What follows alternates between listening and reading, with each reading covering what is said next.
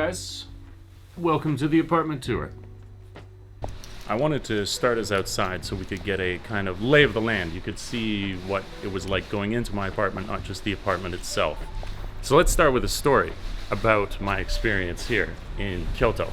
So, since I've come to Japan, I've lived here for 8 years, and I have never lived in a city. Never once. So this is a huge change for me. We come through the main gate here. And then it leads us to the path where we have konnichiwa. We have all our bikes set up. So my bike is right here. I can park it here. It doesn't intrude with anyone else. And in fact, just above here is my room number, so you know where it is that you can park your bike. That was something else that I didn't realize about living in Kyoto, is that sure, having a bike in a city is a cool thing to do. It's really awesome. It's convenient, right? You're in a city, everything's nearby. But especially so if you were going to live in Kyoto.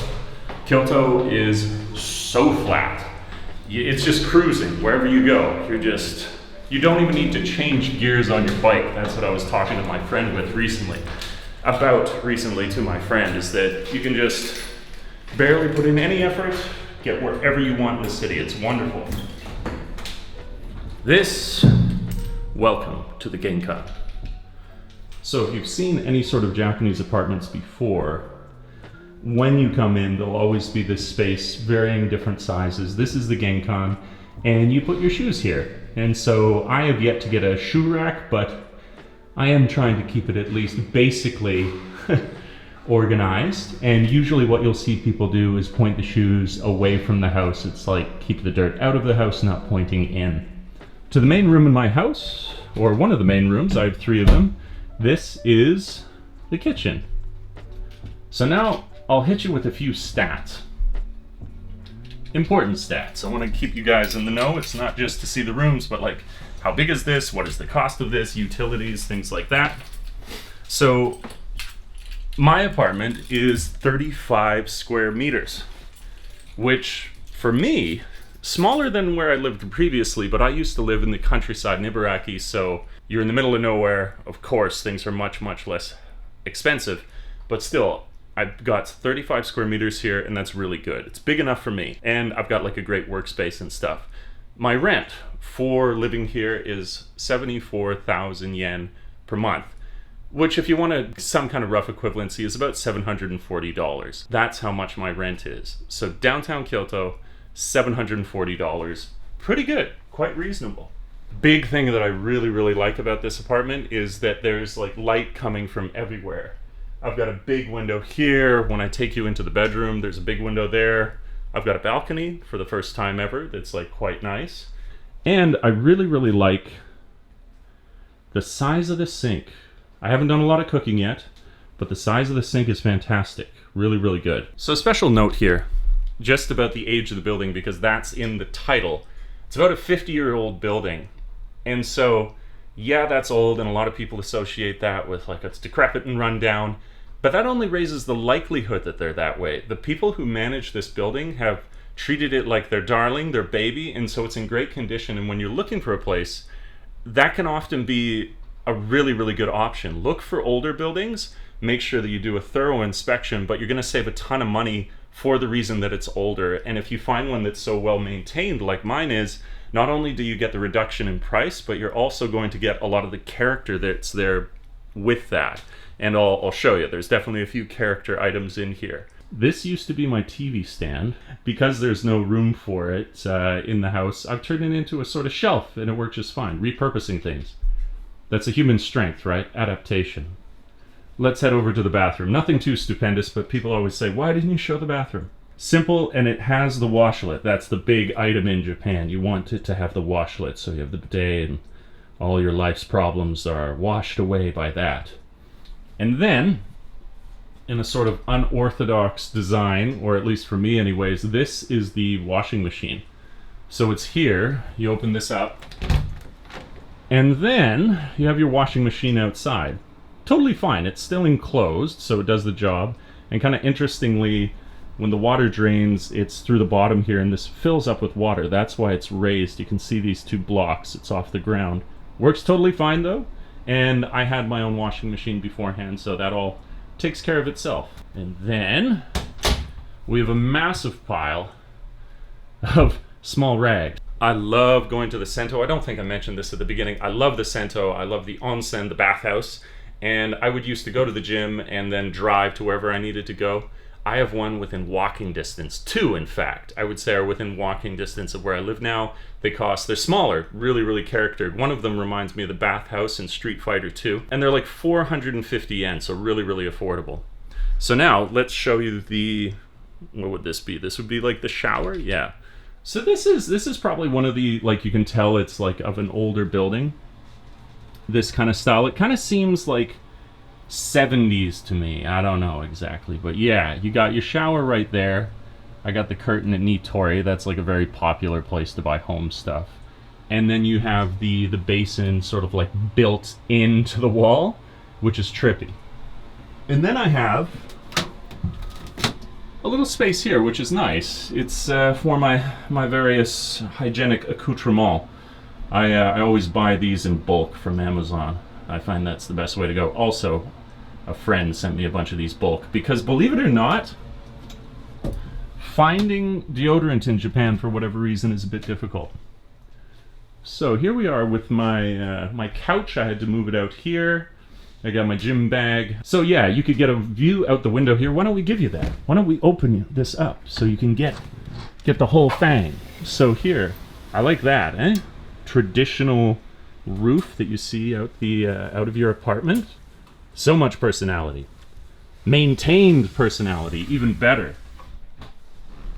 You don't want personality and rats. That's not really a fair trade-off. So next, I really, really like Shoji. So you don't have them here. Shoji are the sliding doors, and usually paper, but I have it here as well.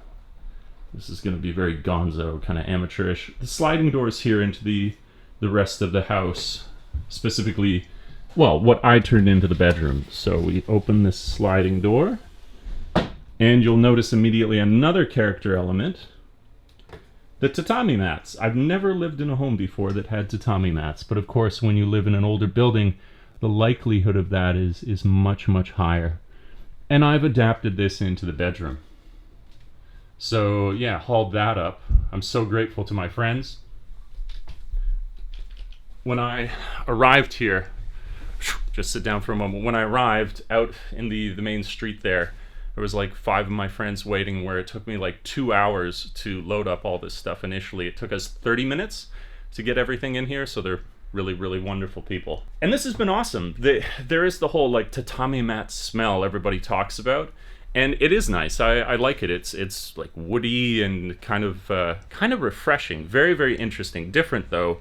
If you've not had it before, it's something that you'd want to get a sense of before you just got an apartment where like, oh yeah, it has tatami mats. Okay, I'll live there. You probably want to check it out beforehand. So we have these sliding shoji, and then if I open this up,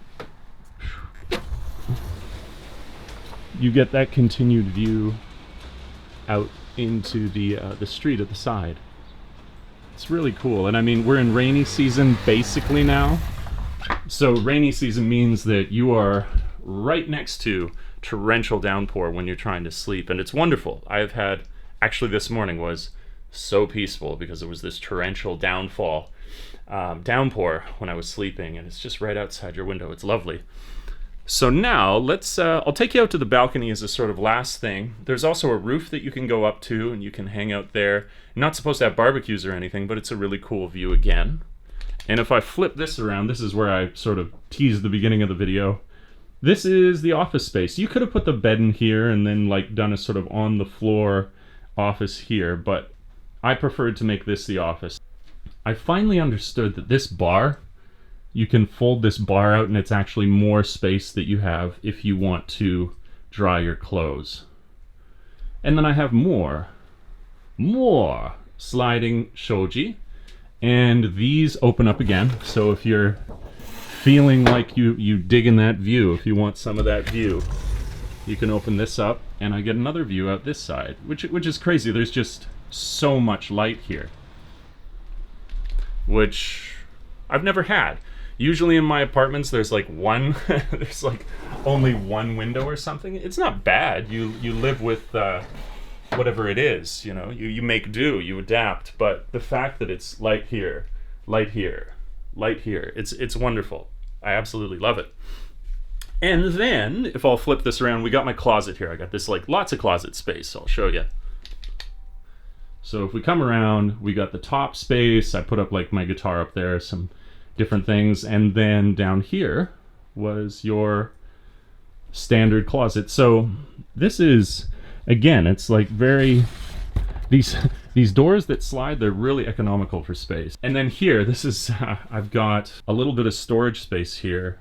I got my yoga rug or yoga mat because I like to use that for stretching. But then, yeah, this one, I'll kind of show you around the other side how this worked. There's like little hidden pathways. So we come into the kitchen again, all the way around. And then this door, it opens from the other side here. A view into the bedroom. But it was cool. I was like, okay, so this can be like dry food storage. Look at all that all brand. Who is this guy? Who needs that much fiber? I do. I need that much fiber. But that was cool. It was a little like design your Lego blocks home. Design for yourself how you're going to make it work. And then finally, I wanted to show you guys a view from the balcony. The balcony is quite sweet. And I've never really had one that looked, well, I've never lived in a city, so I never had one that you got a kind of cool city view. So let me bring this out. This is where I would as well. There's a bar here. I would dry my clothes because if you don't know, the Japanese rarely, if ever, have drying machines. And I've gotten used to it too. Not having the drying machine, it's nice. Your clothes don't shrink so much, but it does mean that you always have to make use of this. So, that's it. That's the view. And I am not far. I live quite close to the Kamogawa River is over that way, and it's quite close. Yeah, it's cool. And then if you went up top, there's the roof view as well. But I really like this. I feel this was kind of preliminary. It's like I couldn't do the other videos on the channel until I'd given you guys a tour of the new battle station. But now that I have, that's all for this apartment tour. I hope you enjoyed it. This is what you can get. You can get a lot in these old buildings if you look around and you find one that's very well maintained, which this one most certainly is. So much character, so cool to live in. I've lived in, I think it's like 4 or 5 apartments now. This is absolutely the first one where I felt so totally excited to be there.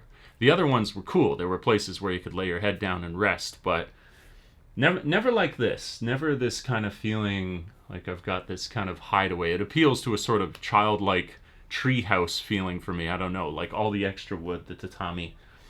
It's cool stuff. Take care out there, guys. That's it for this video. I'll catch you in the next one.